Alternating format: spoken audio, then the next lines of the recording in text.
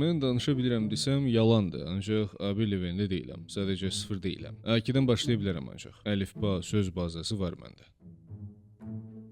Yaxşı ki, qrammatikam bilmir, yoxsa C1-dən başlamaq istəyərdi. A1-in əlifba və bir neçə sözdən ibarət olduğu ya heç bir işə yaramayan, əşi, üzdən baxdım çalışmalarını işlədim, bəs eləyir də, deyib yola veriləcək bir level olduğu fikri bir tələbənin beyninə girə biləcək ən zəhərli fikirlərdən biridir. Dil öyrənənlərin 99% A1-ə belə yanaşır. Boş bir şey kimi. Level yarışında adamı. Birdən də dostanış bilər ki, A1-dədir, biabır olar. Utanılacaq bir şey kimi yanaşırlar bu levelə. A1-i tam mənimsəmək, ingilis dilinin taleyini həll etmək kimi bir şeydir. Bu dilin istənilən bir kateqoriya, sfera və formatı istifadəsi zamanı ən sıx müraciət olunan qrammatik elementlər bu leveldə öyrənilir. Hələ mənim proqramın A1-ini bitirmək. 10.000 A1 C1 qarışıq söz var bu leveldə. Bunu atlayıb A2-yə keçmək. İngilis dilinin ölüm fərmanını imzalamaqdır. Yuxarı leveldən başlamağa şirindəsənsə, hələ bilmirsən dili necə öyrənmək lazımdır. Bu nömrənin WhatsApp-ına demo yaz, nümunə dərslərimlə təlimatlarıma uyğun işlə, biləcəksən. Demo dərsləri görüşənədik.